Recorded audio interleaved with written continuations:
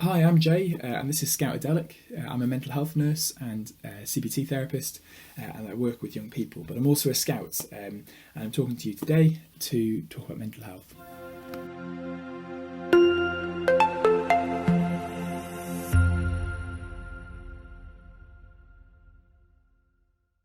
Today we're going to talk about mental health, what it is and what it's about.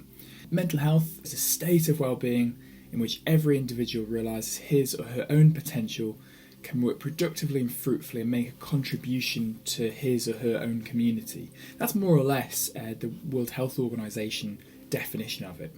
And it basically means that every single one of us has this thing called mental health.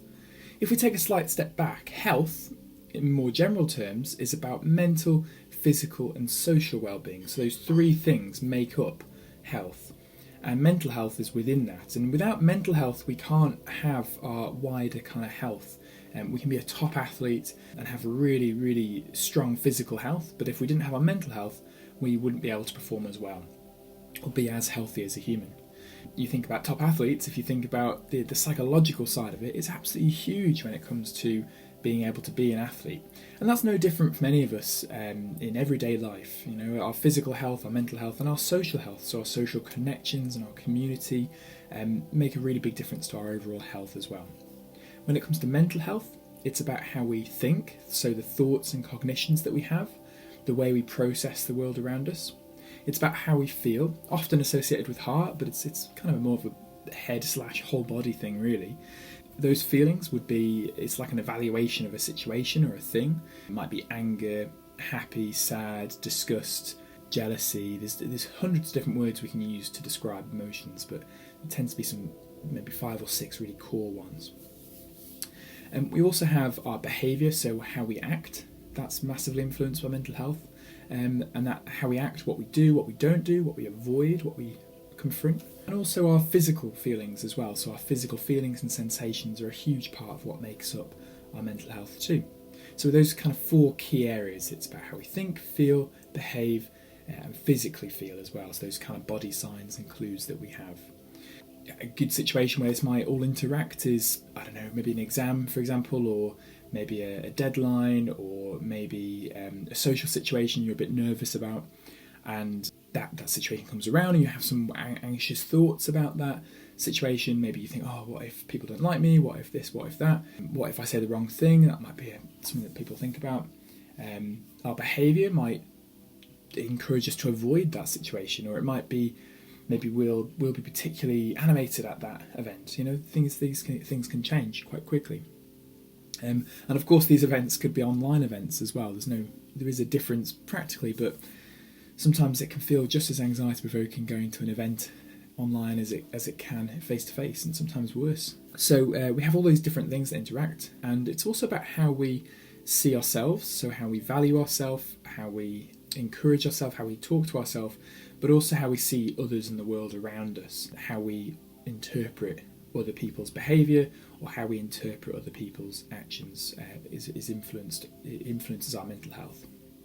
From a scouting point of view, I'm really pleased to say that scouting improves the mental health of young people and probably adults as well, but we've got some really solid evidence that shows that over a lifetime, young people that have been involved in scouting have improved mental health, improved resilience, better problem solving, better coping. So scouts are generally going to benefit from being in scouting in terms of their mental health. We also know that things such as working together as a team, having a sense of community, having a sense of belonging to a group of people, it could be scouting or guiding or a particular youth organisation, having that sense of belonging can also contribute to your sense of safety, sense of purpose and direction as well. So in general, mental health is this really huge, all-encompassing, very wide-ranging thing, but often we talk about it more from a kind of illness point of view. So, for example, we talk about depression or anxiety or some sort of eating disorder, for example, might be the sorts of things we think of when we think of mental health. So it's important that we start from health, we start by thinking what is health, and then we start thinking about what is this kind of broad mental health. And then maybe we need to start thinking about, well, okay, what happens when we struggle? What might I notice in myself if I'm starting to struggle? What might I notice in a friend or a family member if they're struggling? or a young member in my scout group? How would I know if they were starting to have difficulty?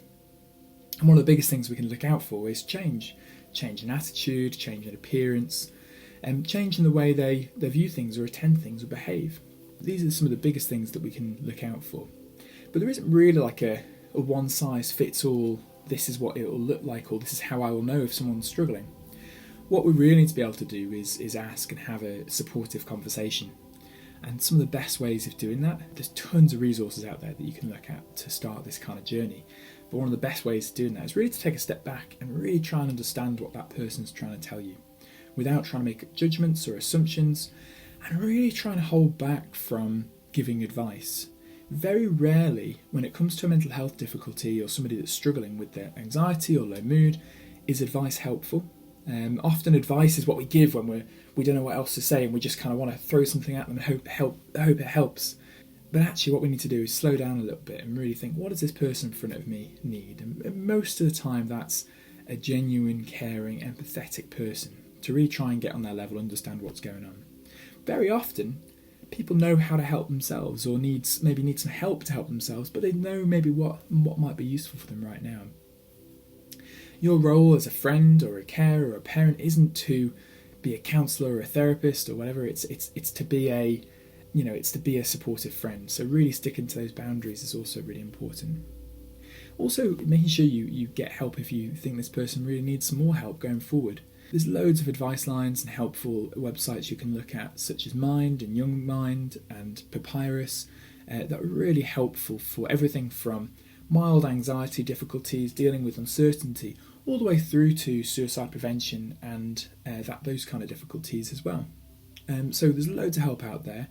I hope this has been helpful, just a bit of an introduction to what mental health is and understanding a little bit more about what we can do to support somebody else. But thank you very much. This has been Scoutadelic, and all the very best.